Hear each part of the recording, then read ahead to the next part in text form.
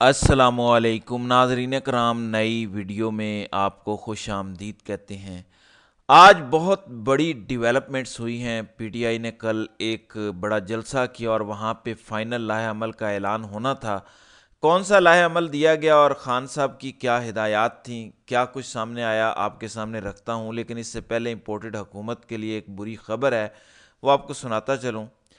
नाज़रीन कराम, तकरीबन एक साल होने वाला है। 17 फरवरी से इस हुकूमत ने पाकिस्तान में ट्विटर को बैन किया हुआ है।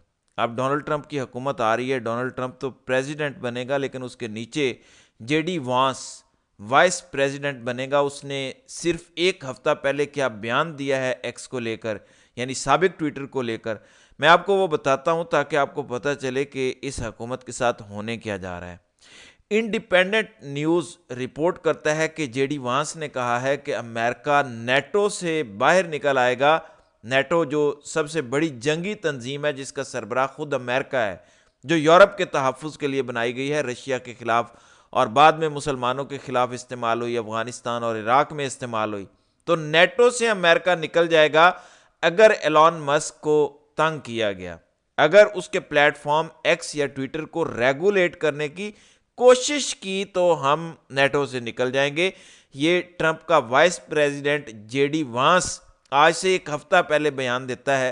इस बयान की तफसील मैं आपको बताता हूं, क्योंकि आपको समझ आएगी कि यहां भी इन्होंने एलन मस्क को तंग किया हुआ था कि हमें इन ओवरसीज पाकिस्तानियों का डाटा दो जो हमारे खिलाफ ट्वीट करते हैं, जिनके चेहरे हमें नज़र नहीं आते, या दीगर लोग जिनके नज़र भी आते हैं उनके एड्रेस हमें फराहम करो ताकि हम उन्हें ट्रैक कर सकें, ढूंढ के उनकी फैमिली को पकड़ सकें।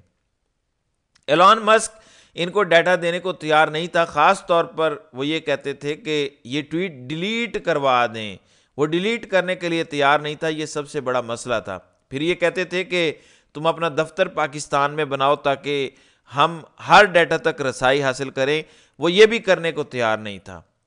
अब इस खबर में आगे ये है, वो अपने पैगाम में फ्री स्पीच पर ट्रंप, जेडी वांस और एलॉन मस्क बहुत ज्यादा जोर दे रहे हैं। अब फ्री स्पीच का क्या मतलब है? बोलने की आजादी। नाज़रीन इकराम, यूरोप को अगर यह धमकी दी जा सकती है कि अगर आपने फ्री स्पीच को रिस्पेक्ट ना किया तो पाकिस्तान तो किसी खाते में ही नहीं है, तो आपको यह प्लेटफॉर्म जल्द खुलता नजर आएगा। अब आप कहेंगे कि इसकी सिग्निफिकेंस क्या है? आपको याद होगा इंपोर्टेड हुकूमत नामंजूर का ट्रेंड, जो दुनिया का आज तक का सबसे बड़ा ट्रेंड है, इन्होंने पाकिस्तान में ये ब्लॉक करके इस धांधली को कवर अप करने की कोशिश की कि दुनिया को पता ना चले। अब जब आप ट्रेंड बनाते हैं तो आप वीपीएन लगा के बनाते हैं। कोई अमेरिका में बैठा है वीपीएन लगा के, कोई बरतानिया में, कोई यूरोप में, कोई किधर कोई किधर। इससे ट्रेंड पाकिस्तान में नहीं बन रहे। लेकिन जैसे ही ये ट्विटर पे बैन हटेगा, और ये हटेगा ट्रंप के आने तक, तो आप देखेंगे कि ट्विटर पे पाकिस्तानी कैसे दोबारा मुनज़्ज़म होंगे। और ये जंग वहीं से शुरू होगी जहां इंपोर्टेड हुकूमत नामंजूर का हैशटैग ख़त्म हुआ था और ट्विटर की आवाज़ बहुत दूर तक जाती है। इस टाइम न्यूज़ का सबसे बड़ा सोर्स ट्विटर है। यूट्यूब और बाकी जगहों पे न्यूज़ बाद में आती है, सबसे पहले लोग एक्स पे या ट्विटर पे ट्वीट करते हैं। तो ये इस इंपोर्टेड हुकूमत का फ्यूचर है कि अगर वाइस प्रेसिडेंट अमेरिका का ये कह रहा है कि हम नेटो से निकल जाएंगे अगर एलॉन मस्क को तंग किया, तो पाकिस्तान क्या चीज़ है। इसलिए यहाँ से एक अच्छी खबर आ सकती है। अब देखते हैं कि मरियम नवाज के साथ क्या हुआ है। ये लोग दौलत और ताकत के नशे में खुद को खुदा समझ बैठे हैं, लेकिन अवाम इनको खुदा मानने को तैयार नहीं है। ये जरा देखें। ये देखें जाली वज़ीर-ए-आला जो फॉर्म नंबर 47 पे बनी है।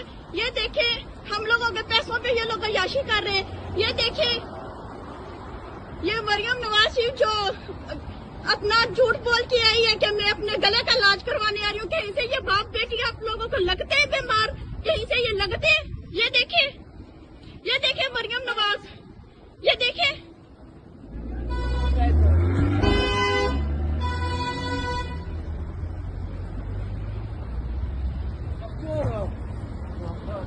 जी, ये हैं पाकिस्तान के वॉइस राइज। ये पाकिस्तान आते हैं, कंपनी से डील करते हैं, हुकूमत हासिल करते हैं, दुनिया भर में घूमते हैं और वहाँ से मुल्क को कंट्रोल करते हैं। ये निज़ाम है जो आपको कंपनी ने तोहफे में दिया है। दूसरी जानिब पीटीआई इस टाइम किस मसले का शिकार है, मखमसे का शिकार है, उससे आपको आगाह करता हूं। उस तक पहुंचने के लिए पहले खान साहब की स्टेटमेंट पढ़नी ज़रूरी है और ये इम्पोर्टेंट है। खान साहब कहते हैं कि सवाबी जलसे में हम अपने आइंदा लाहे अमल का ऐलान करेंगे, इसको कौम के सामने रखेंगे। हमारे एहतजाज का हदफ कोई इदारा नहीं, हमारा हदफ मुल्क में जमहूरियत और आइन की बहाली और अदलिया की आज़ादी है। फ़ौज किसी एक शख्स या पार्टी की नहीं बल्कि पूरे पाकिस्तान की है। फ़ौज हमारा कौमी असासा है। एक पार्टी और एक शख्स के 10 साला इक़्तिदार की मंसूबे को तहफ़्फ़ुज़ देने के लिए पूरी फ़ौज को बदनाम करवाया जा रहा है। इस तरह अवाम और फ़ौज को एक दूसरे के सामने लाया जा रहा है। 20 मार्च 1971 को मैं ढाका में मौजूद था। लोग वहां अपने हुकूक मांग रहे थे। 4 दिन बाद ढाका में फ़ौजी ऑपरेशन शुरू कर दिया गया। अपने हुकूक मांगने वाली अवाम पर बंदूकें लेकर चढ़ दौड़ें तो वही अंजाम होता है जो मशरकी पाकिस्तान का हुआ। बलूचिस्तान और कबायली इलाकों में मिसिंग पर्सनस की मौजूदगी का उज़र जनरल बाजवा ये देते थे कि अदालतें इन अफराद को रिहा कर देती हैं, इसलिए इन्हें जबरी तौर पर गुमशुदा करना पड़ता है। वज़ीर आला बलूचिस्तान ने भी एक मरतबा इस बात की निशानदही की कि इस तरह के एक दिमाग से इक़दामात से फ़ौज के ख़िलाफ़ नफ़रत जन्म लेती है। अब जो जबर फस्तायत पीटीआई के सपोर्टर्स और रहनुमाओं के ख़िलाफ़ बपा की जा रही है, इससे भी पूरे इदारे के ख़िलाफ़ नफ़रत हर रोज़ बढ़ रही है। एजेंसियों ने पीटीआई के रहनुमाओं शहबाज गिल, आज़म सवाती, ख्वाजा शिराज और इंतज़ार पंजोथा को अगवा करके जो सलूक उनके साथ किया उसको पूरे पाकिस्तान ने देखा। अपनी वकला बिरादरी से मेरा ये सवाल है कि आपने मुशर्रफ के दौर में इस निज़ाम और जुल्म के ख़िलाफ़ मुल्क भर में वकला तहरीक चलाई। आज मुशर्रफ के दौर से ये दौर ज़्यादा बदतरीन है। पीटीआई के मेंबरान असम्बली को अगवा करके उनके ख़ानदान के अफराद को डराया धमकाया जा रहा है। जिस तरह उनके घरों में घुसकर तोड़ फोड़ और जुल्म किया जा रहा है, हरासा किया जा रहा है, जिस तरह अदलिया की आज़ादी पर हमला हो रहा है, तो ऐसे में आपका क्या किरदार है? अब सबको बाहर निकल कर इस जुल्म के खिलाफ एहतजाजी तहरीक चलानी चाहिए। मेरा अपनी पार्टी के तमाम अरकान असम्बली, टिकट होल्डर और ओहदेदारान को ख़ास ये पैगाम है, आप सब ने एहतजाजी तहरीक में भरपूर शिरकत करनी है। जो इस तहरीक में शिरकत नहीं करेगा उसको अगले इलेक्शन में पार्टी टिकट नहीं मिलेगा। आप सबको इस आईनी तरमीम और मुल्क में जारी जुल्म और फस्तायत के खिलाफ खड़ा होना पड़ेगा। उम्मीद है ट्रंप के आने से चीज़ें गैर जानिबदारी की तरफ जाएंगी। मैं अपनी रिहाई का मुतालबा करूँगा, ना ही कोई डील। पहले भी किसी आमिर या आलमी ताकतों के कंधे पर सवार होकर नहीं आया। 2018 में भी अवाम ने मुझे वोट दिया और 2024 में भी बदतरीन बंदिशों और जेल में होने के बावजूद अवाम ने 2/3 अक्सरियत दी। अब भी पाकिस्तान के हालात की बेहतरी के लिए बैरूनी ताकतों पर इन्हिसार करने की बजाय कौम को खुद कोशिश करना होगी। जनरल बाजवा ने जिस तरह हुसैन हक्कानी के ज़रिए मेरे खिलाफ लॉबिंग कराई और बाइडन एडमिनिस्ट्रेशन के कान भरे और जिस तरह पाकिस्तान में इंसानी हुकूक की खिलाफ वर्जियों पर बाइडन इंतज़ामिया खामोश थी, उम्मीद है कि अब वैसा नहीं होगा। सदर ट्रंप के साथ अच्छे ताल्लुकात रहे। ट्रंप ने बतौर वज़ीर आज़म मेरे वाइट हाउस के दौरे पर बहुत इज्जत की। कोरोना के दौरान उन्होंने बरवक्त टेस्टिंग मशीन पाकिस्तान भिजवाई। मेरे कहने पर उन्होंने कश्मीर का जिक्र किया जो इससे पहले कभी किसी अमरीकी सदर ने नहीं किया था। तो ये इमरान खान की टोटल गुफ्तगू थी, लेकिन इसका लुबे लुबाब यह है कि सवाबी जलसे में आइंदा का लाहे अमल का ऐलान होगा।